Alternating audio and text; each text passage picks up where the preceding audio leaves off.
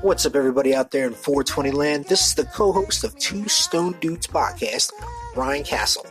The Anchor app is where I got my start, and it's been amazing being a podcast host so far because of Anchor. Let me explain. It's the easiest way to make a podcast for free. That's right, it's free. Anchor then distributes your podcast to Spotify, Apple Podcasts, and so many more. And I won't forget about the creation tools that allow you to edit your podcast from your phone or your PC. And you can get paid with no minimum listenership. It's everything you need to make your very own podcast. Download the free app or go to anchor.fm.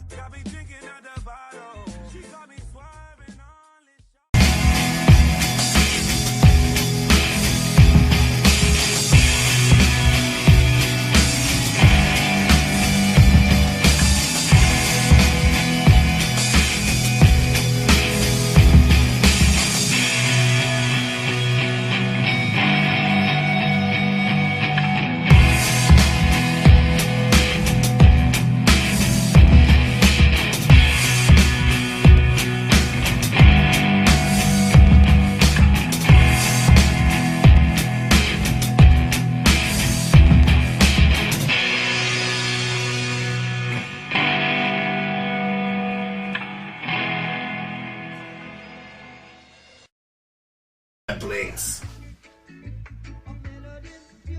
Sorry, I'm taking a hit of my blood. This is my message to you. That was one of the good scenes in Dust. What was it, Dust Till Dawn? We even got pussy for a penny. There were some good scenes in Dust Till Dawn. Very good scenes. Oh yeah. Oh, the cone. Of course, the snake dance. And what's his name? Tarantino? Something sexy. He was the guy with the fucking little pee-pee gun shit. Oh, that's Sex Machine. Yeah, he was. That's what's his name.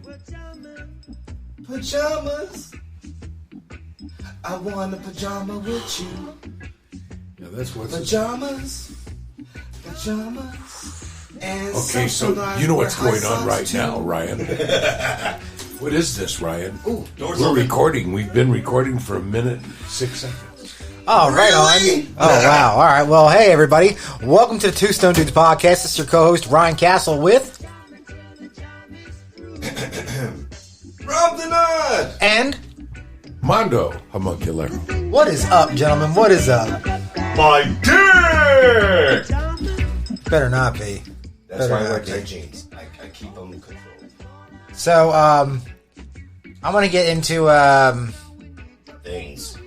Yeah. Yeah, let's get into things, man. Things? How's everybody's week been? Weekend or the week now? Like, how's your day? Like, it's Wednesday or Thursday, right? No, today's Wednesday. Yeah, today's Wednesday. How's your week going? It's middle of the week. I'll let you know Friday. Okay. Alright. Yeah, my week, considering what's going on in my life right now, has been actually excellent. Really? Yeah, despite the fact that, I've got some pretty deep grief going.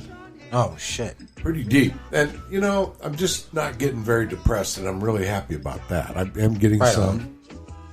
Right on. That's what we want to hear. I know how to work with depression. Right. I got China on the mind. Wait, the place or the woman? Actually, just the regime. Oh, you mean Xi? Yeah, I've been hearing a lot about it recently.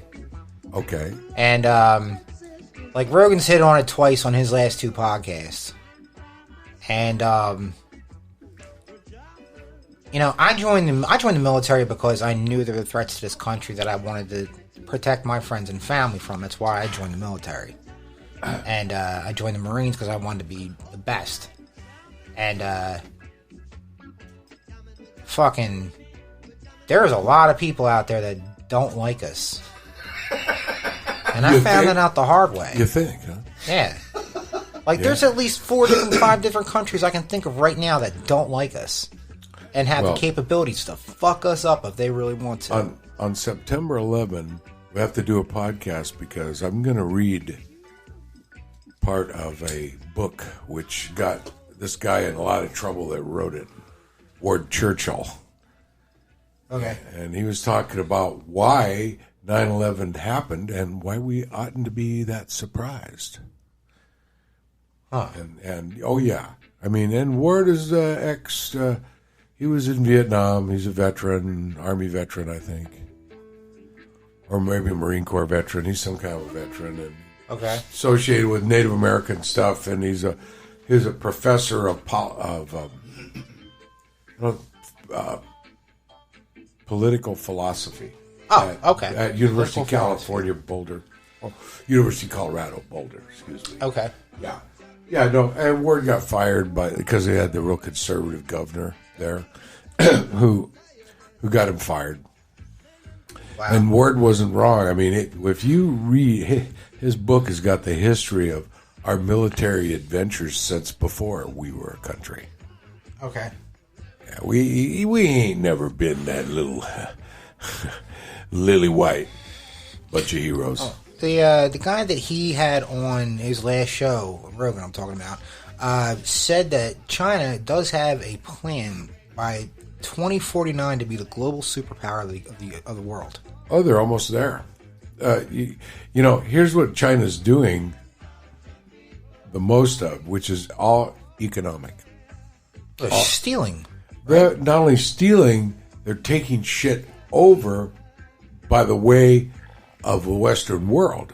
Right. They're beating the West at their own game, and they're doing a hell of a job because they don't have to worry about a bunch of motherfuckers belly aching. Dude, they're buying up shit so quick and been buying it. Yeah, like been buying the NBA, man. The NBA. Did you hear what happened in the NBA? No, what happened? Okay, so some people on, I guess NBA came out on Twitter, had something they protest the communist the China Communist Party, and then like a couple hours later had to retract their statements. The NBA made them retract their statements. Like how bad? I didn't get a chance to read it, but they all retract their statements, which was fucking craziness. Well, people went nuts over that. Mike, hey Mondo, you should duck everything from now on because Google apparently hides some shit. They do. They're not as good as Go.go. That's for sure. I got that app on my phone. I do too. I've been using it for a long time. Yeah. It's safe for shit like this, for general shit. So we're looking up China and the NBA. Are China and the NBA friends again? That's not where we want. How is China involved in the NBA? There you go. Oh, let's see. In July, there was a 5-year, $1.5 billion deal to remain in the league's exclusive digital partner in China. And it's the NBA's largest partnership outside of the U.S. So holy shit. There you go. That's where the money is. That's fucking crazy. So they sold the fuck out. China whipped everyone's ass in industrialization. So then they took on the other trend, which if you have both of these, you're the big boy. And that is financialization. And that's what the West has done.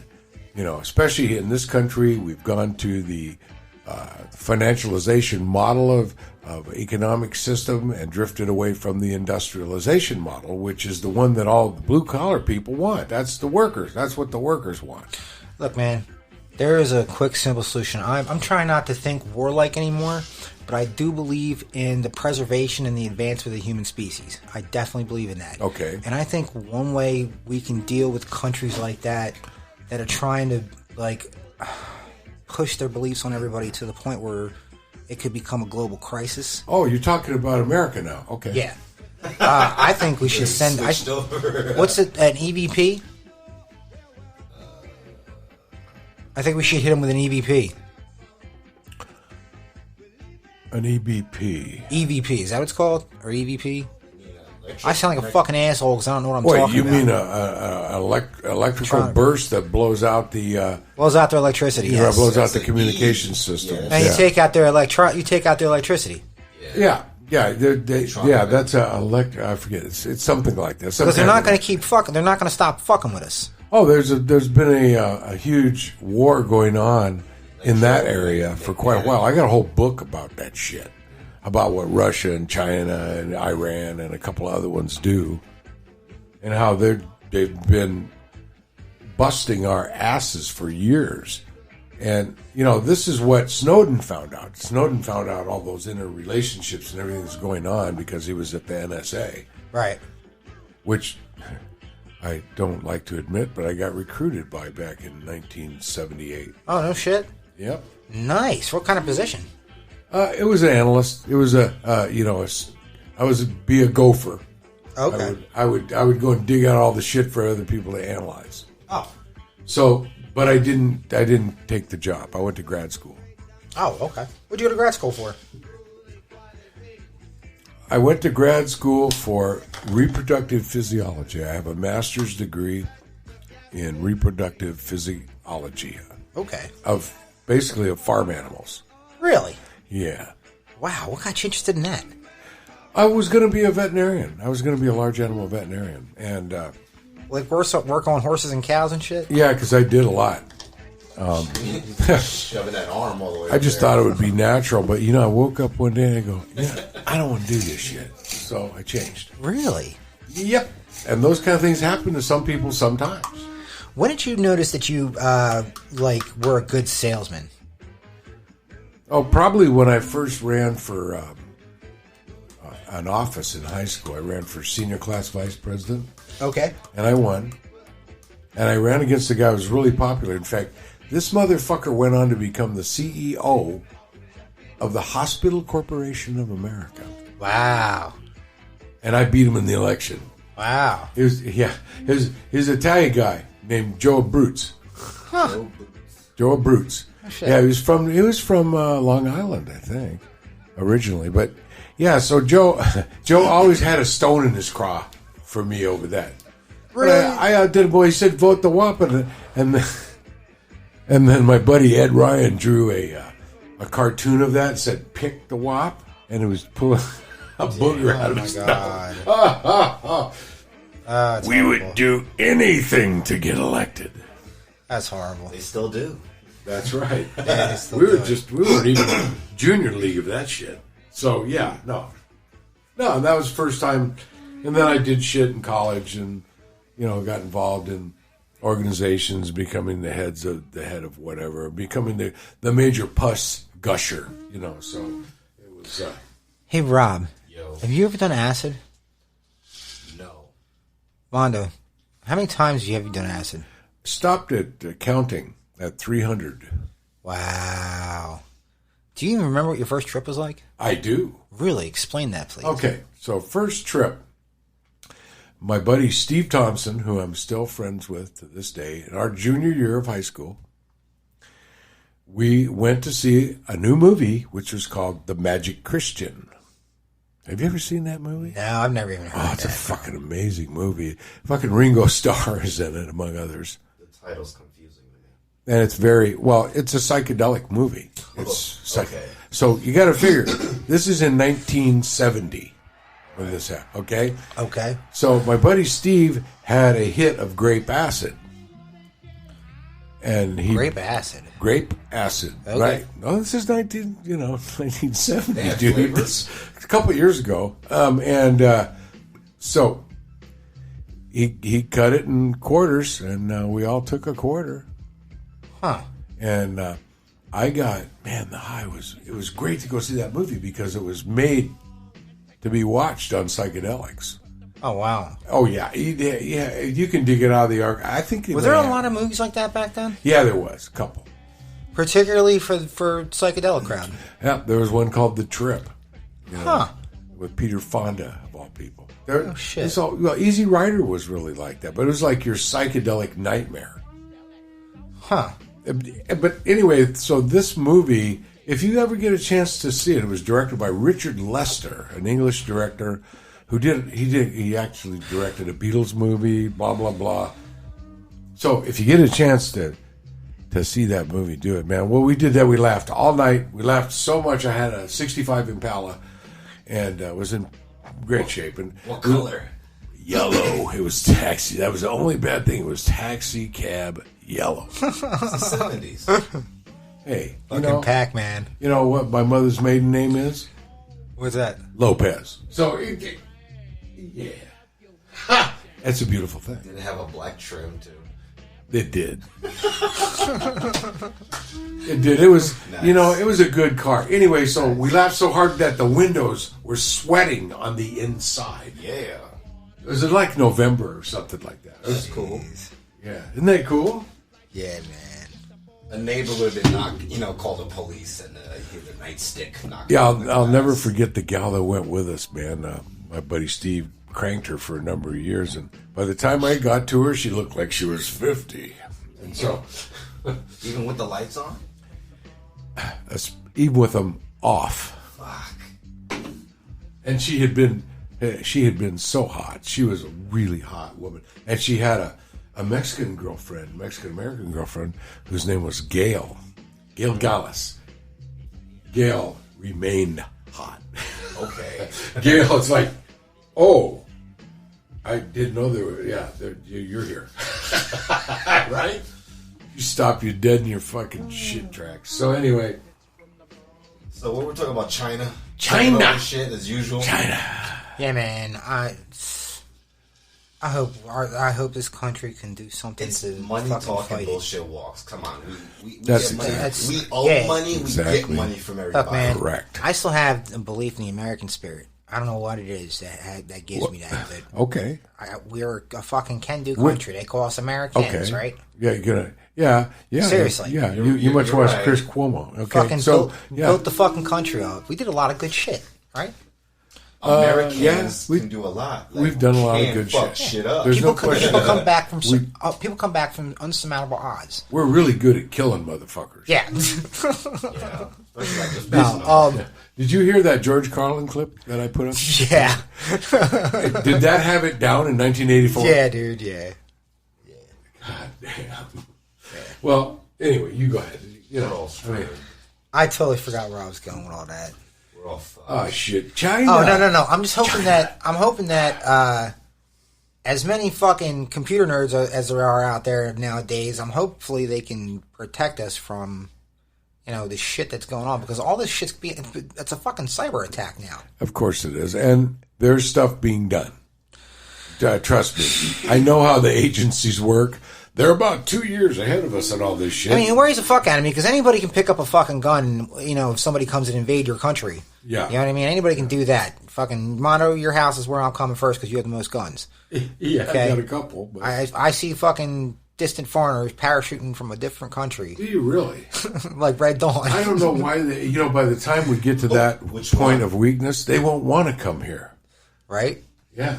Guess Because there'll be resistance, of course, massive resistance. And the other thing of it is that because there's millions of motherfuckers out there who want that to happen so they can kill, so they can get back to the point of what they were doing back in the war they never went to fight. Right. Oh, Right? wow. Yeah. You know how many of those guys there are? Yeah. There's a couple. Yeah. Couple fellas down there going, yeah, if I could get out my arsenal. As long as my phone keeps working, I don't care. China can do what they want. Arsenal, that's a good beer or an ale or something, isn't it? I am drinking Heineken. Heine. Yeah. Heine, yeah. All right, I'm going to put best some beer Sublime on. Das ist good beer. Yeah. Das ist good. Yeah, that's good. So, What do you got? oh, no, I just put some Sublime for the background music while we talk. So, you talked about your first time doing acid. I want to talk about the first time smoking pot. Please. So, Please. first time I ever smoked weed, I was in junior high, and I just got into a fight with a guy, and I won.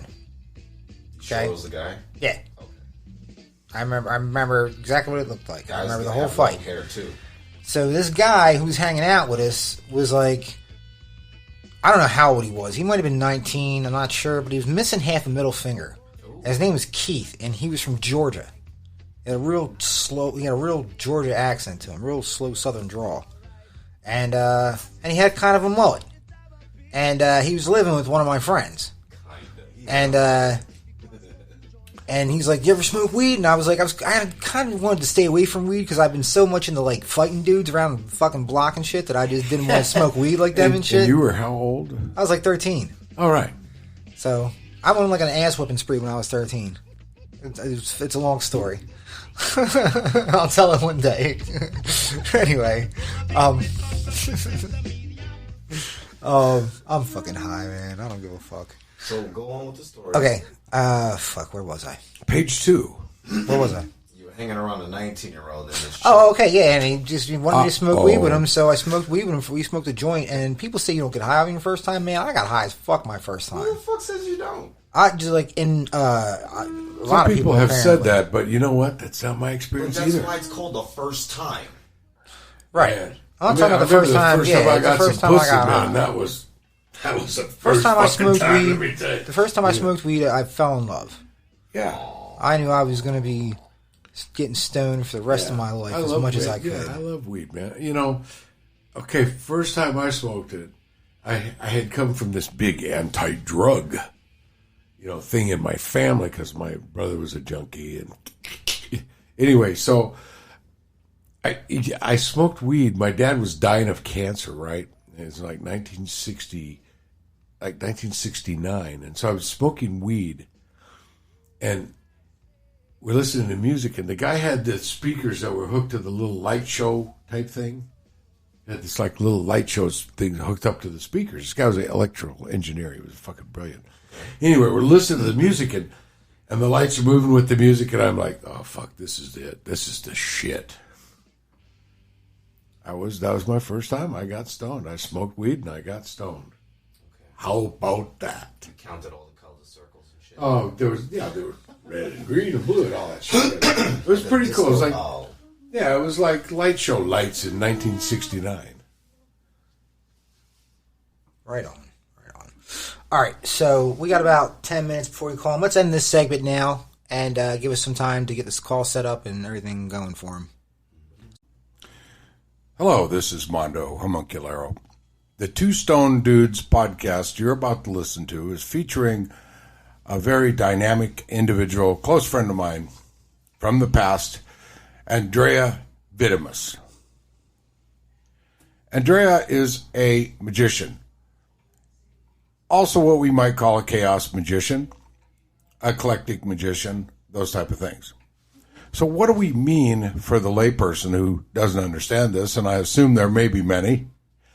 We may have a lot of magical listeners as well on this one.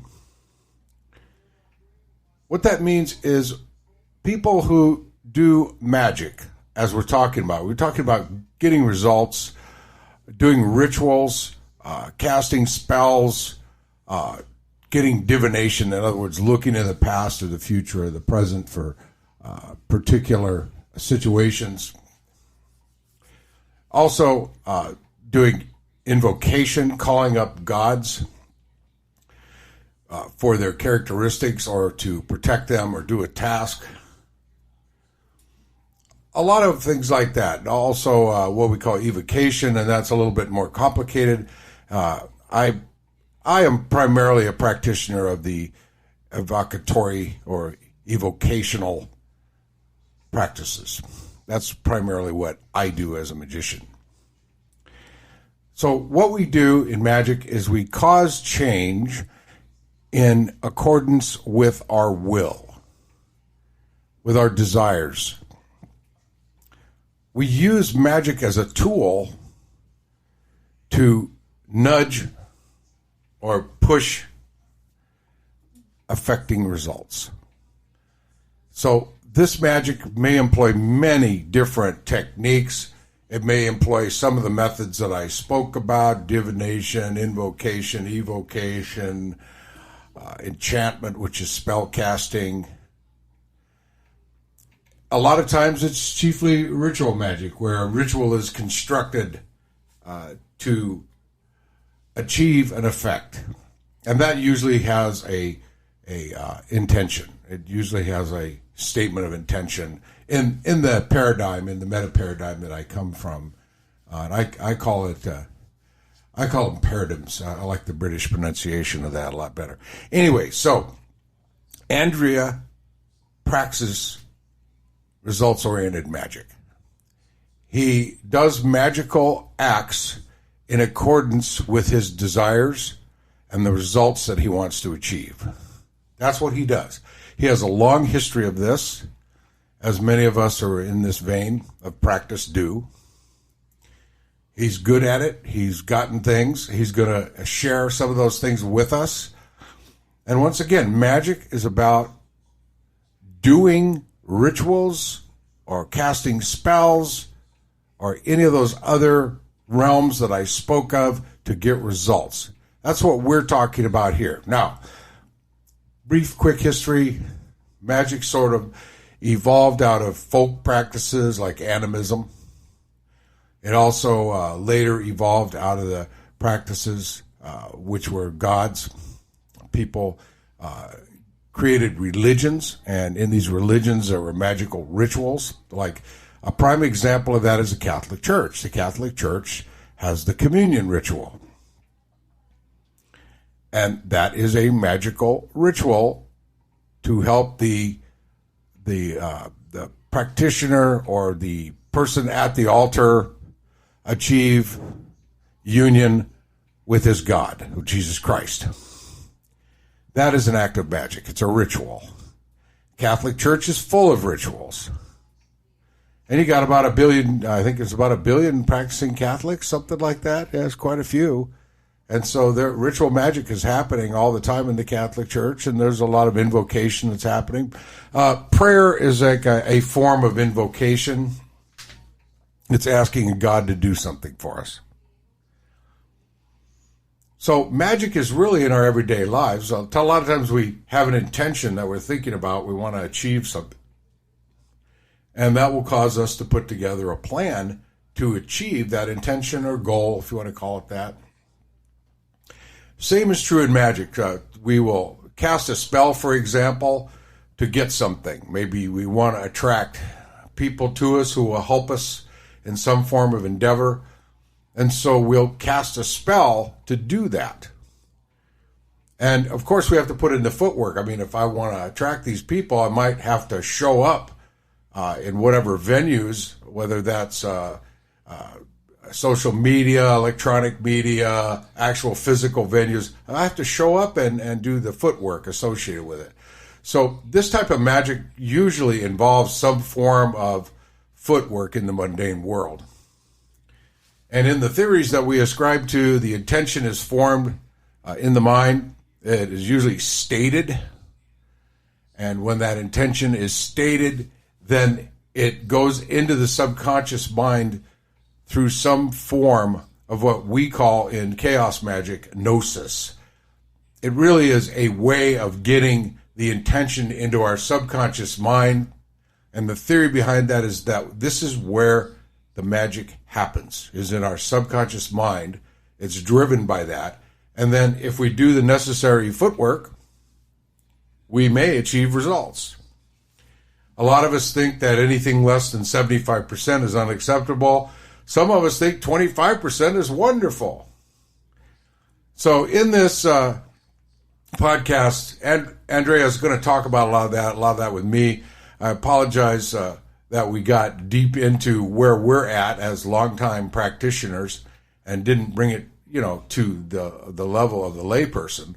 I apologize for that because that was not our intention to alienate anyone. So anyway, so that's what it's about. It's about getting results. It's about doing activities that gain results. There's many ways to do them. We're not going to go into an explanation of the basics of this. I'll do that on my podcast, Mondo Homunculero, which is on Anchor. And by the way, thanks for listening. And I hope that this podcast hits home for you. Thanks again, and have a great whatever. Intro. All right, ladies and gentlemen, welcome to the next segment of the Two Stone Dudes podcast. This is the co-host Ryan Castle with Rob the Nod, Mondo Homunculero, and Mr. I don't want to butcher your first name, so you can go ahead and say your first name for me. Oh, Andrea. Andrieh. Okay, all right, cool. All right, Vitimus. All right, right on. Thank you so much. We actually are going to let Mondo conduct this portion of the podcast because he knows you so well and he knows what you're about, and we want to get the best out of you. Yeah, it's good to talk to you again, Andrieh. It's been a long time. I know it's been too long, way too long. So let me ask you this. You're up in Toronto now. You were in Ohio for quite a while, I believe? Oh, yeah. Yeah, Cleveland. Yeah, in Cleveland area. Right. So what, you don't have to be specific, but what type of work takes you up there? Well, I basically, scammed the system, magicked my way, and moved up here because they actually locked down versus what they did in Ohio, basically. Okay. And I partially own a business up here, but I basically, forced my way up here. But basically, I do computer stuff, so I can work anywhere. Yeah, that's right. Yeah. Now, Andrieh and I met through an organization many years ago. And basically, I would say we're both kind of chaos-oriented magicians, or at least were at one time. Okay. And what that means is I'll let Andrieh give me your definition of magic. I always like to hear it from other people. The belief is just a tool. The systems are just views. Nobody has the truth, The map is not the territory, to use the NLP terms, right? That's right. It's a way to connect and move things around. There we go. Okay. That's where we go. Yeah. Most of us that in our veins of that are pretty much results oriented. Would you call yourself that to some extent at least? Oh, yeah. Yeah. I still use the term. I'm still chaotically inclined. Right. I'm definitely totally a results oriented, which is very different than some of the stuff you read on the internet or hear from people. If you're into this stuff, they just seem like, let's have endless spiritual experiences. But the spiritual experience is just a subjective experience. I mean, you guys' show is about two stoned guys, right? Right. Being stoned is a subjective experience. It does not necessarily mean that you have any real world results to point to that you made changes that actually something occurred. So really everything I do is based on, did I get something to occur or not? If the answer is no, go back to the drawing board. Go back. That's right. Figure something else out and try it. That's a results-oriented magician, and that's me too. Everything I do is all about me getting my 4 basic wants, which I won't go into because we're interviewing you. But yeah, I mean, and it works, and I think that's kind of what your aim is to some extent. Definitely. Yeah. I mean, that said, there's a place for spiritual experiences, but yes, I mean, you should have life changes. I mean, if you go on an ayahuasca trip and your life's exactly the same, what does the ayahuasca trip do? I mean, so sure, you can have a spiritual experience, but a real spiritual experience will change you. And if you're different, everything in your life will change. Right. And to me, that's more like illumination, what we call illumination, or maybe even dark night of the soul when it goes real deep. Those 2 realms. Yeah. And it's like a game changer. People talk about having those epiphanies or whatever, and they become totally, changed, fundamentally changed. Well, some of the magicians have been doing that for a long time on a regular basis as desired or sometimes as a side effect. Exactly. I mean, I get used to things radically changing radically fast if you're a decent magician. I mean, I moved to Toronto during a pandemic because of results-oriented magic. It's not possible. The border was closed. Wow. And yet, here I am. And you must be liking it because seems like when I view what you're doing on social media, you're getting after it still. Yeah, we're trying to. I mean, I half own an acupuncture studio, Okay. Chinese medicine studio, and we're expanding to have a spiritual store. So I really like Toronto. It's a very pretty city, although I can't see much of it because, they're locked down and everything. You guys are still locked down. Yeah. Oh, man. Which arguably, like, that sounds like it's bad and it's punishing, but it's pretty good because I don't want to die. Right. If the virus is rampant. COVID's pretty nasty, so. Yeah, it's pretty nasty, Go ahead, Mike. It's rampant, Yeah. in some areas. Here, Exactly. it was really rampant. Totally nasty. Yeah. It was. So, yeah, a lot of us I was wearing masks everywhere, double masking even, blah, blah, blah. I got my first shot, blah, blah, blah. I'm in the let's get over this shit train, But what about you? Where are you at with all this right now? Yeah, thank you. I haven't got a shot yet. Yeah, I'm old. But I will be taking it as soon as I can. So I'm old and sick, so we get shots. got shot at first. Yeah. Right. Yeah. So what's new that's happening that's real exciting in what you do? I mean, I think I've been a pretty public figure for a while. Right. And, for a lot of years, I kind of went off. I don't want to say I went off the grid because it's not like that, but I went off the circuit of doing public stuff because I was getting an MBA. And that's part of the reason why I'm up here. So now I could use my MBA skills to kind of build a business, which is, probably one of the most exciting things you could do. You're actually using the skill. Now, I'm not waiting for somebody to give me the opportunity. I'm still using my tech skills to keep that going. I'm just creating the opportunity for myself, and not having to be beholden to anyone, as far as using those business skills that I learned. And that's great. Why I was out of the public eye for a while. And that's sure. very exciting. That's practically, that's what we were talking about. That's real magic. That's that like is. you're engaging what you want to do and making things happen and not being beholden to anyone else. I was just telling the jobs guy, are.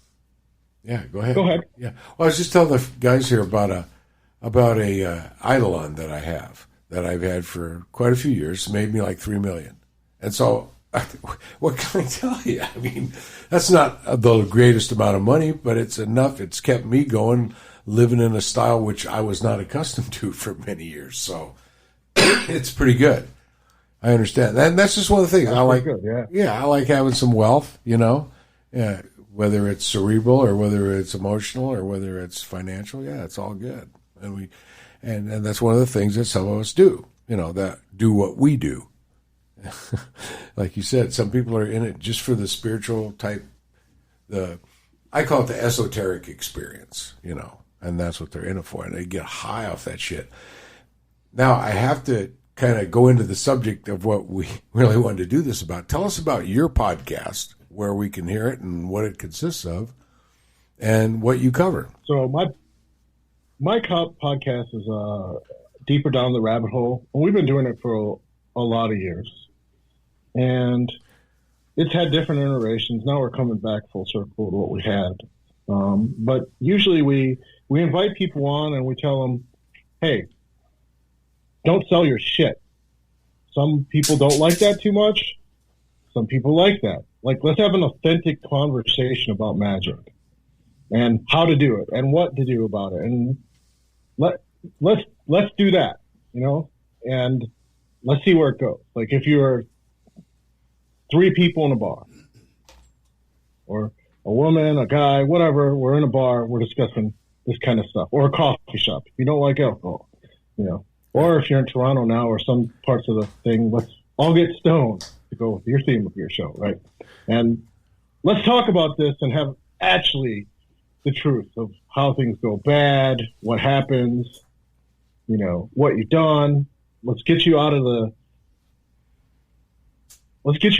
famous figure, and just what actually is going on, and go from there. Oh, that sounds great. Nice. That sounds really good. Nice. So you've been doing it for several years, and how often do you guys put one up or do one live, however you're doing it? Every 2 weeks now. So okay, I found that was kind of the least imposing, as in Right. It doesn't take too much time to get that done, and it doesn't overwhelm us, and it gives us enough time with life and everything. So do you monetize it? Are you making any money off of it, or do you care about that? It doesn't matter, But I always ask that question. We do monetize it. So what we do is we actually have a second part of the show now that's for sponsors and do our workshops or straight ritual magic for all the sponsors. That's cool. Last weekend, right now we're doing this themed season where we're like going through the Sephiroth and the Tree of Life, and we did the sun, so we did a whole Michael summoning. And the week before we did like a Raphael summoning. Right. So the people who are sponsors got a full ritual. And I've been working on how to get all the magic to work over digital means like Zoom, or we use Zoom, or Skype, or actually get people to get effects just through energy work over digital means, and becoming more acclimated to just doing that. And I started getting that down right at the beginning of the pandemic because I knew that's where we were going. Yeah, I love it. A year ago now. So I love it. Excuse me, Andrieh. Excuse me. I just love it. So, do you pay attention to your listenership on how much you have, or is that something that you thrive on? What kind of listenership do you think you have? We're between 1,000 and 1,500 a show. Nice. That's great. I think it'll go up if I was better at marketing, which I'm not. Well, you're not in it for that. I just don't have time. Yeah. Right. Yeah, I just don't have time.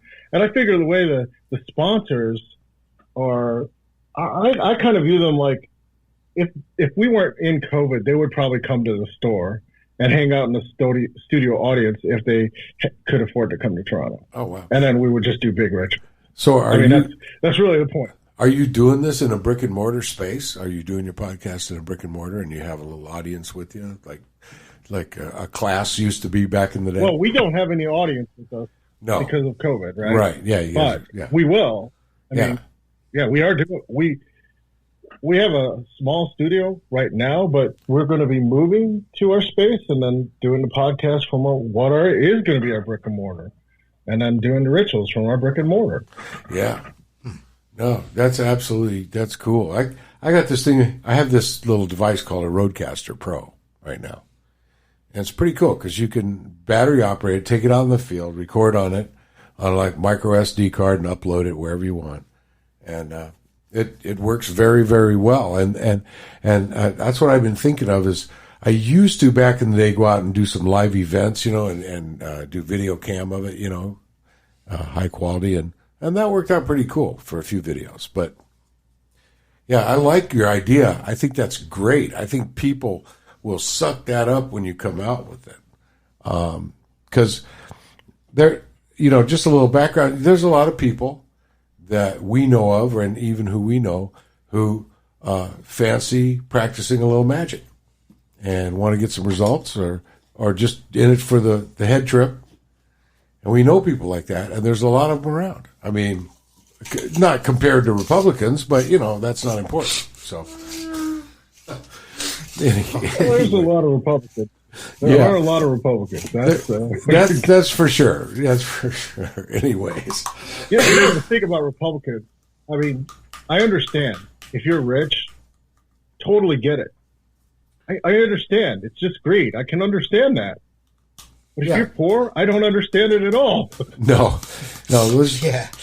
Where we come from, there's really no need to be poor. So there isn't. So, another couple of questions here. If you had to relate your fondest result that you've ever gotten from doing the work, what is that? I pretty much got my wife from the result of magical operations. So that is probably the fondest. The second one would be getting to Toronto during a pandemic. That's pretty much right? Can't be beat. Yeah, this is great. It's great. I know when you go live with this show, it's going to be the bomb. Are you going to video it as well? We've been doing more live shows. Like usually for the people who tune in during our live show, we make it live. That's their bonus for coming to the live thing. Okay. So do you have a YouTube channel as well? We do, but we haven't done anything with it. I gotta be honest. Okay. Yeah. Because basically we're taking this approach with the podcast. Like, okay, primarily we've been a podcast for a lot of years. Right. And the video is just for people to show up live. It's kind of like, you want to see our mannerisms and see the authors that we bring in and have this discussion. Well, guess what? Come to the live show. There you go. I think that's a great idea. Now, Ryan has a set of questions that he usually asks all of our guests, and I think we're at a good point where we could do that right now. You know what, man? I'm just going off the cuff, dude, because I know I have different questions. Then you go for it. I have different questions now. Okay, good. Okay, when you say you practice magic, we're not talking about pulling a rabbit out of a fucking hat. We're talking about a different type of magic, like some old world stuff, maybe? Old world shit. Okay. Definitely. All right. I think that's the word that's the word I would use to describe it. But it doesn't have to be old world shit, right? It could be new world shit too. Like that's like a stylistic thing, right? Like, okay, you mixed herbs, that's what, you go call Satan or whatever, that's what people did in Hollywood, right? But it could just be you just sitting and meditating, or you getting stoned with enough intention and kind of knowing how to manipulate probabilities. You're changing probabilities. So it's not at all like Hollywood. It's pretty boring, actually. It's not boring when you get the results, and it can be exciting when you're doing it, but it can look really boring because what you're doing is you're trying to change little things, little probabilities. So obviously, why isn't everyone a multimillionaire? Well, clearly, if that's not where you're at, you got to work towards that. But what is the kind of probability you can change is, well, maybe instead of having every job person call you and not getting interviews, one just notices your resume, and that's that. And then you get hiring. That's a change in probability. It's a very small change, actually, right? Okay. It's going from like a no to a yes for one person. So it doesn't have to be big changes either. Could be very small changes that make very big changes in people's lives. Little victories. Little things can spiral to huge life changes. Yeah. Like, you'll be in the right place at the right time to meet your wife. You could be at you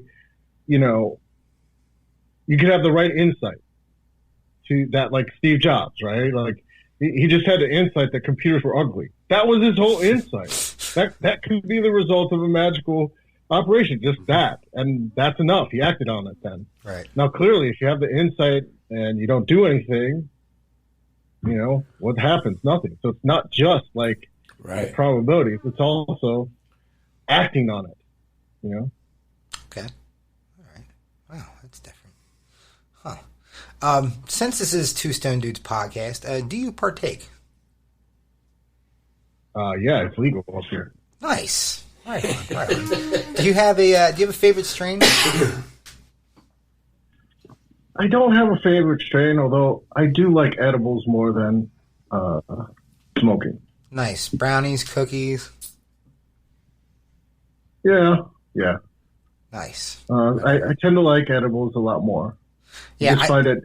I get a little bit off for when I smoke. Maybe I don't know why, but I just find edibles to be more enjoyable and. Well, it's more of a psychedelic experience, isn't it? Yeah, and I probably honestly would tend to prefer psychedelic. Tend to be like those type of things. So I tend to like it. It's also a much more intense body high. Yeah. Right. Yeah. I was just gonna say that. Yeah, Rob pointed it out too. Yeah. Okay. I heard you mention mushrooms on your last podcast. Are you into mushrooms? Yes, Okay. but that's not legal up here. Okay. All right. Although, I don't want to go on a total diatribe, but I think this is the right show to do it. Go for it. Yeah, it is. There's absolutely no scientific reason why those substances aren't legal based on their toxicity. Right. Yeah. None.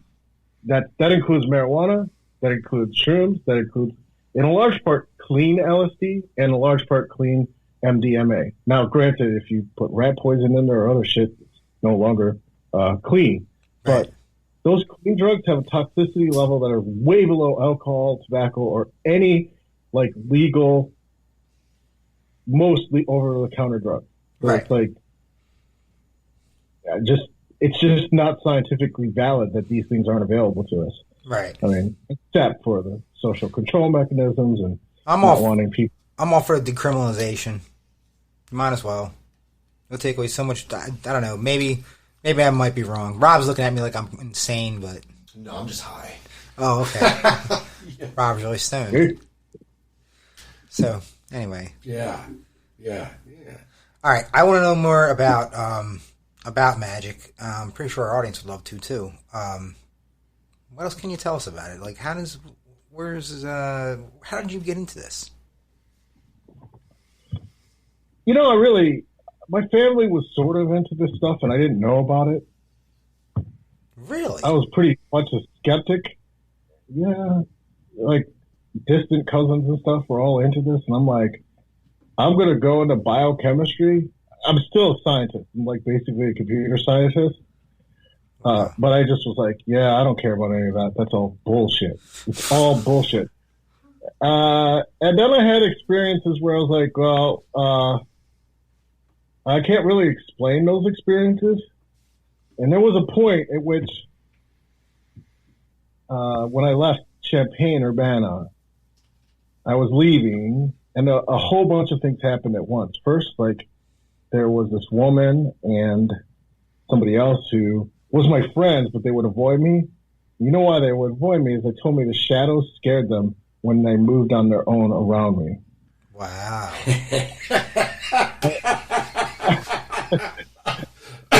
Yeah. So I wasn't doing this stuff, but I was having, certain psychological issues because I thought I was schizophrenic. And then at that point, I'm like, you cannot explain schizophrenia when other people come to you and say that to you.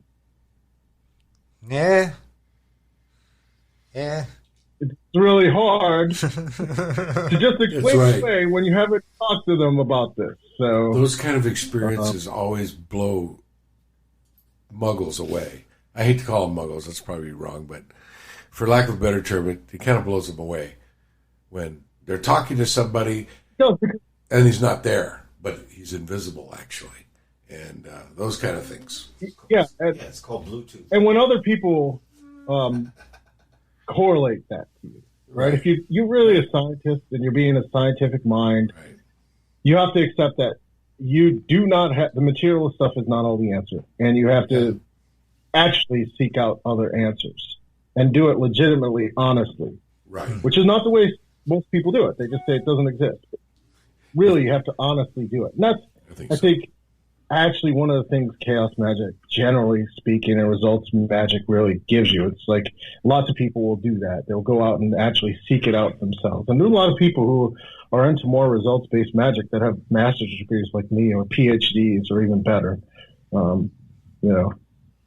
in STEM sciences. That's right. That's right. I have a Yeah. master's in physiology, so there you go.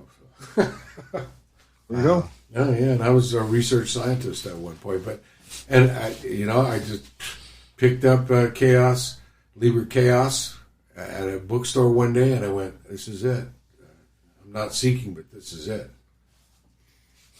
It's ever since. That was I don't know what year that was. That was way back, like 92 or 91. But yeah, Yeah, I'm not playing Scrabble with you. yeah, it was back. Anyway, that was a great book, and that's what turned me on. And anyway, Now, you're an author, correct? Yeah. Okay, you want to talk to us about your books? I have 10 unfinished books and one finished book and then a whole bunch of articles that I published in other anthologies. Tell us about your finished book. Well, there was a book. It was called Hands-On Chaos Magic, and it was Mondo will know this. It basically was my Liber KKK, essentially. And I don't mean white guys in hats by that, but it's from Peter Carroll's book. And, yeah, it's a highly involved magical discipline, is what Liber KKK is, right? Yeah, it's essentially you're trying to go. You're trying to get from a basic level to a mastery level of one particular thing. And that was me filling in the gaps of Liber KKK and writing down an immense lot of notes. And actually having come out of the experience of, well, that I just described. If the shadows are moving and they're causing problems in your life, you eventually have to get to the point that you can get rid of that crap and be okay. So it comes out of all that. And the book basically goes through different things to basically start somebody who's a beginner or somebody who has been doing it for a while to really get down all the basics, really the basics and the fundamentals, like Jeet Kune Do, like as if you're throwing 1,000 kicks one time, and then step into doing results-oriented magic. So the first part is kind of like training to get you up to the point that you got the skills. And the second point is kind of, the second half is like crazy things that I did. But it's I give the goods. I basically tell people exactly how to do those things. And I go from there. All right. You're so damn interesting. I don't know where to go next, dude. Well, I'm trying to think. Let's hit it with one of the standards. Like, what do you think of conspiracy theories? You know? Oh, yeah. Are you into conspiracy theories at all? Some, but people will be surprised which ones. Please tell us. Give me an example. So I'll probably get hate mail for this one. But when the Associated Collective of Engineers basically tells you that concrete burns at 900 degrees Fahrenheit, whatever it is, and the Twin Towers are estimated to be rated at 5,000, it's just not adding up. All right. But that was the Civil Engineers of America who said these two things are not adding up. Details. Yeah. Yeah, what makes a building fall down? Yeah, I've gotten into my suspicions over the whole situation simply because I know what a controlled demolition looks like. I've been around construction my whole life. That's the other big issue. A lot of it looks like controlled demolitions. Right. So that's a conspiracy theory that I think there's a lot of unanswered questions. Now, other conspiracy theories, like anti-mask conspiracy theories, not so much. Right on, man. Well, I'm trying to think what else. Rob, you know, it's your turn. Ask him about JFK. Who killed him? Did you hear Rob? Quite possible that, yeah, JFK. Okay. That's quite possible one too, right? I mean, conspiracies to me mostly fail down on one simple point. If anyone has done 5 minutes of project management, you realize it's not possible to get people to do that kind of stuff. However, if there's lots of money involved, I agree. Yeah. Giving people too much credit. That's where most conspiracies fall down. But if you always follow the money in a conspiracy theory. Okay. So, JFK. What happened there? He was doing things that would have had a radical effect on the billionaire class. Okay. They would have. And maybe some of his ideas to return back to the gold standard that people don't know about would have really hurt the financial industry that we have right now. Is that conspiracy? That's just facts. One doesn't have to go far when you go from there to say, well, if there's that much money involved, all the other details can fall in line. Huh. You know? Damn. That's a brand new perspective. That's another new perspective on that we've heard. I've heard things. I thought like people said it was because Joe DiMaggio put a hit on him with the mob. Somebody says it was a incompetent police officer or some shit like that. Yeah, that's a whole new broad perspective I heard on that. But that's pretty awesome. It's definitely different. Damn, dude, there's so many different things that Mondo's using the restrooms. And I can't think of anything else to talk to you about now. I have a good Rob's got a good question. Go ahead, Rob. Rob has a question. All right, Rob, go ahead, Rob. How you doing? If I was a Trump supporter, what book, other than 10 that you are working on, what would you recommend for me to start reading? If you were a Trump supporter, what? It's a joke. Don't worry about it. It's like, well, actually, there's a lot of occult people who are Trump supporters, and a lot of people who do New Age stuff that support Trump. Well, I voted Really? for the other Because- guy. But Is that how he got voted in to begin with? I mean, Is that I how don't it think works? so. I think I'm joking, man. I was from Cleveland. I mean, seriously, I was from Cleveland. Uh-huh. I could have told you Trump was going to win. Dude, Like, I had no idea. beforehand, I would have told you that from Ohio alone that Trump was going to win. Like, I could have been like, and people would have been like, yeah, there's no way Trump's going to win. I'm like, you just watch, Trump's going to win. Why? Because he was saying the right thing to the Midwest. He was talking about the trade imbalances. Like, this isn't like Arizona or California or Florida or New York. The Midwest is a shell. Like we have cities that are basically like urban wastelands between Cleveland and Detroit. It might as well have been like nuclear Holocaust land. Wow. With how much vacant lots we have, everything. So you didn't have to really think too hard between Michigan, Ohio, and those states. And then he's talking about a trade war with China. That he was going to win because no one was addressing the fact that the Midwest was hurting so bad. Right. And then after he got in office and during, I mean, clearly he went on down this racist kind of weird. It's not weird. It's a way to stay in power. Right. You know, I mean, it's easier for people to be angry about some black guy who's getting special treatment than realize, you're angry. While you're so angry, they just carted off with millions of dollars. All the billionaires, they got millions more, So it's a lot easier to blame the person you can see than some invisible hand of the rich and famous who you're trying to, idealize. And they're the modern gods of society. People would reject that wholesale. They would be like, to hell with that. Like, let's get on those people, right? But that's the harder thing. I mean, so to me, like the Trump winning was not surprising. It wasn't surprising at all. And I was preparing before even the pandemic to move to Canada because I thought he was going to win this last election. And honestly, we got lucky that he didn't. Right. It was very close. It was way closer than people should think it was. I know my ass uncorked. That was, yeah. Well, I gotta change the format of my question. Oh, okay. What's a do to don'ts, like completely starting in the magic part, in the genre of magic?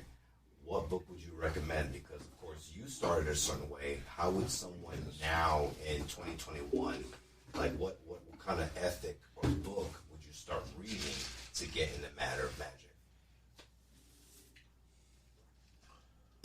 So I heard almost every other word. I heard which one would you Rob's start? little hood. Don't mind him. No, it's the microphone. He wants to know what, Microphone. He wants to know. Okay, so let's say somebody wants to learn how to practice magic. What book would you start him out with? I would start out with my book because I'm an egotist. I'm just kidding. But it's Hands on Cast Magic. Seriously, for people just starting out. Okay. and where can we get that book? Anywhere. Amazon. Go to your little weird store. You can ask them; they can get it. It's a little long book, so it could be everywhere. Yeah. You said Amazon. That's all you really had to say. It's Amazon. You can get on his Amazon. Order it at Amazon right now. Yeah. They got crystal shops in Arizona. I bet we could find your book in those. That'd be pretty There you dope. go. That'd be pretty dope. Have you been to Sedona before? You ever been out here? Once. Really? Yeah. How'd you like Many it? years. Well, it was more Flagstaff, but I was at Sedona. Did you come to the meeting? Maybe 15 years ago now. Jeez. That you came to the meeting at the Hotel Montrose, right? Yep. That's right. That's where I remember you from. How'd you like it out here? I think it's very pretty. Thank you. Actually. Thank you. Right on, man. Right on. Did I I've forget? been meaning, as soon as COVID's done, I want to go back to the desert, though, Cool. and spend some time Yeah. Yeah, man. meditating and getting totally fucked up in the desert. Dude, I'm totally on board with that. You can come and hang out at my place, man. I'm a lone wolf. I got a house. We'll go out to the desert and do Yeah. shrooms together.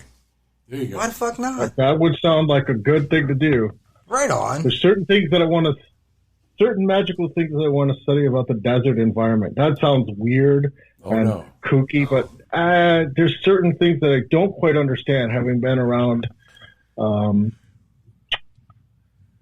I've been around forests most of my life, so I want to go out to the desert to be like commune with those shamanically with all those desert spirits, and It's a very there's certain things I want to learn. I think it's very ancient.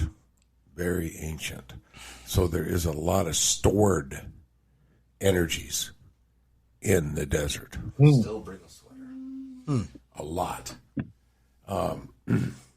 Yeah, we were going to do this. This other associate of mine, we were going to do this whole project, which was strictly native magic to our area that we created. It was all going to be spontaneous, eclectic, new paradigm, so to speak. And we got to do part of it. that'd be cool.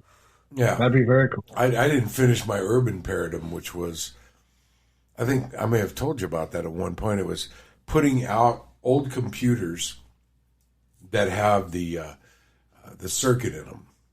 You know, what do you call that? The Wilhelm Reich shit. Yeah. The organon circuit, right? That's the easy way to put it. There's another name for it, but I've forgotten. And I have them all over my house. I had them all over the back of my house in the paint, the electroconductive paint.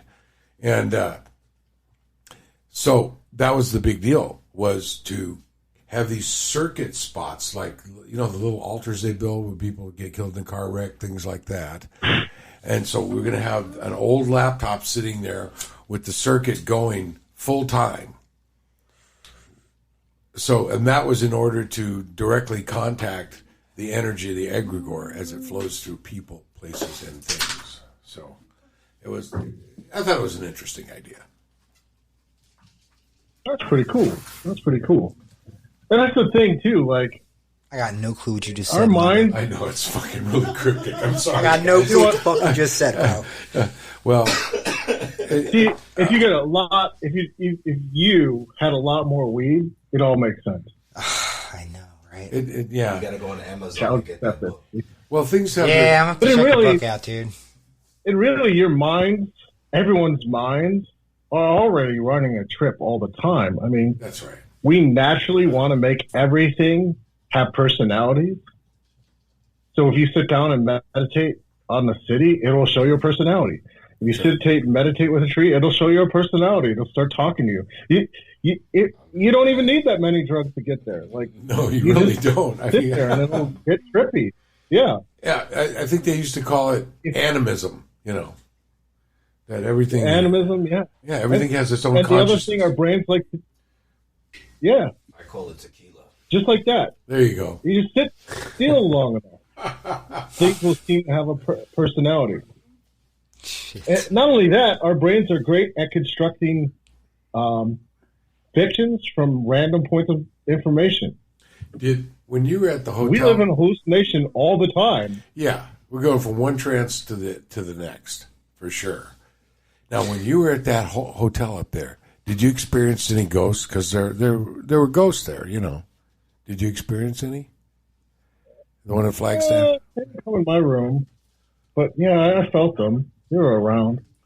I was in the one where the lady rocked in the rocking chair. Oh, nice. But I told her not to bother my sleep, so she left and didn't come back. It was pretty bad. Oh, my God. Was that the one where Art was? We had this friend named Art, and Art was a really crazy guy. Was Art at that one? I think so, yeah. Yeah. Oh, they did horrible things to Art. I won't talk about that. These guys. I don't know what the fuck you're talking about, but all right. Like the biggest crazy party you ever went to. Oh, nice. Anyway, we're gonna have a nice crazy party, my bachelor party. Not really anything. We're all gonna trip on my bachelor party. That's the goal. We're gonna take some shrooms and fucking hang out. Because I had a really shitty experience my last time tripping. Mondo did not have a good time his last time either. And Rob, what? I'm gonna try to arrange Jello wrestling. What? Cello wrestling? Yep. With who? I'm not gonna say. All right, whatever. But What? Because it's a bachelor party. You want to like arrange like strippers? Never mind. I didn't say that. Sorry about that. Anyway. No. There you go. No. This is like 9 months away from now. So, Andrea, I've got another question. What is the next great thing, in general terms, that you think you might do as a result of using the practice of magic? Yeah. Honestly, this store is going to work. I'm going to make this store work. And basically have an education space for this kind of stuff. That'll be the next thing. That's no small task. Most small businesses fail. Right on. Well, if that's all you guys got. That sounds humble, but no. I mean, this is a hard city to make it work in. But I'm gonna do it. Andrea, I want to thank you for coming on. It's really cool to get somebody from, where I come from, so to speak, on and introduce folks to what we're about, which it takes a long time to really explain all of it and whatever. But so anyway, thank you. I'm glad. And how do I say your full name? I know it's Andrieh. Is it Vitimus? Yeah, Andrieh Vitimus. Andrieh Vitimus. There it is. So, Mr. Vitimus. Yeah, we just had Andrieh Vitimus on. Like you're awesome, and you're that is a really weird story too. You guys want to hear that? Sure. Yeah, please. It's a total hallucination. Okay. And it's a trip. So this is when my sometimes magicians, we curse each other. Like the old style stories. Yeah. Oh yeah. Shit. I had a magical name, which people use just kind of like as one of those things. Well, in Cleveland, you use a magical name because it's very Christian, so you wouldn't get a job. If people know what you're into. Right. But I had basically somebody got a curse that I got really sick from. And that was really early when I was starting out. So I pissed somebody off I shouldn't have pissed off. It happened.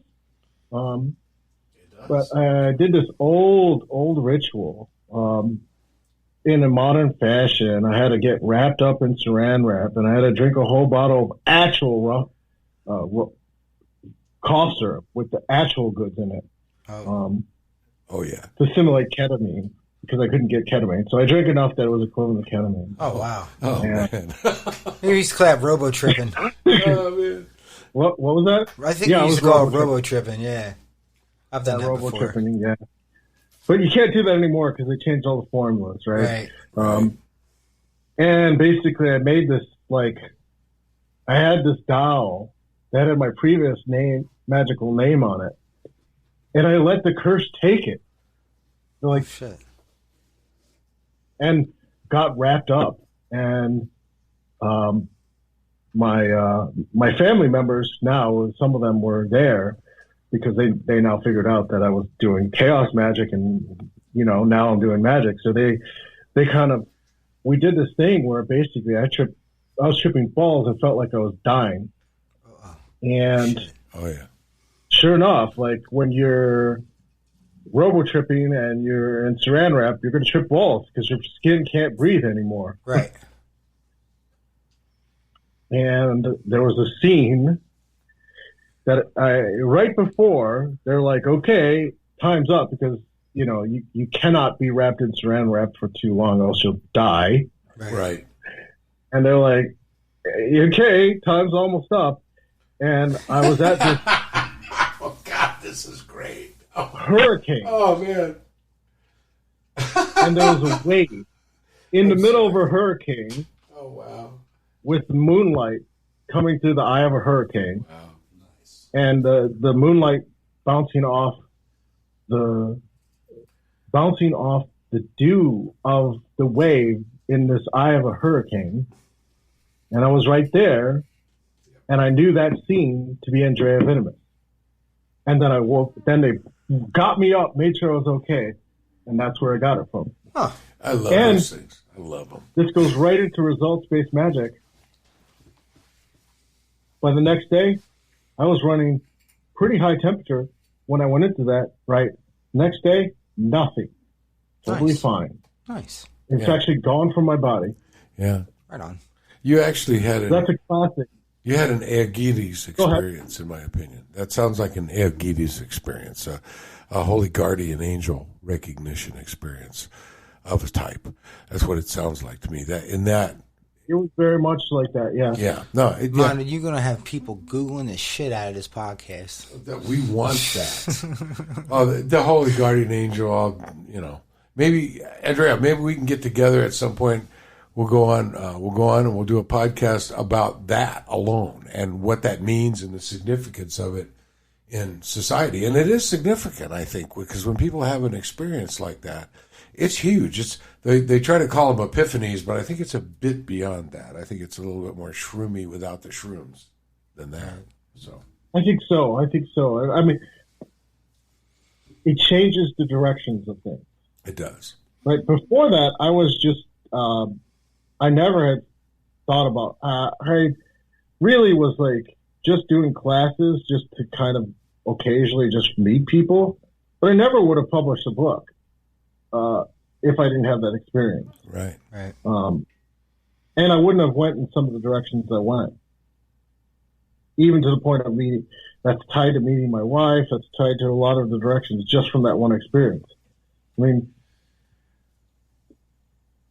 So yeah, exactly what Mondo said is basically true. Like that had major ramifications for things down the road. Wow.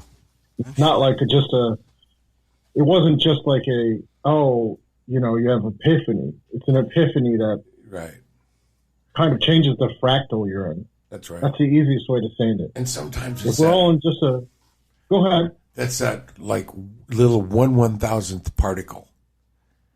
That little tiny change that you make, that you get some information out of the stream that says, if you do this, that can change the course of events to a much more positive set of outcomes without too many expectations on your own part. So,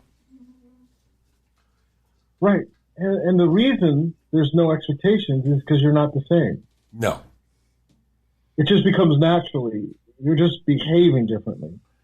Right, and our cells change over how many, they change over like how many weeks or days, I forget what the number is, but the cells in our bodies, which generate the energy of which I think is us, and I could be wrong, that changes every so often, and it's in a process of consistent change.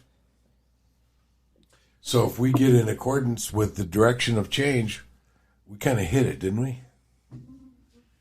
I got no idea what you're talking about, Mondo. We're talking about, doing our own little part to change reality to get a desired outcome. Oh, okay. Yeah. It's actually that simple. Anyway, I think it's time to wrap up, Andrieh. Let's wrap up this segment. Yeah, no problem. Andrieh, thank you so much for your time and effort. We really appreciate the time you took out of your day to do this for us, man. Thank you so much. And I hope you get some new listeners out of this show. Oh, no. Thank you for having me. I love it. It was a great conversation. So when can we totally enjoyable experience. Where can we hear your podcast? Last thing. So if you come down to ddtrh.com, you can get to the podcast, or you just look up Deeper Down the Rabbit Hole. Besides some of the conspiracy theories, right. I googled Andrieh Vitimus podcast, and I got it. So there you go. Yeah, you're on Anchor and Spotify, so that much. Yeah, we're on Anchor too, and Spotify and Apple, wherever Anchor pushes it out to, which is like a lot more than I ever had before. There we go. Right on. Right. So, as the keeper of the dictionary, or used to be, I'm going to give you the adios on this, which is Erox Choyofake, Frater. Talk to you. Thanks a lot, brother. Take care.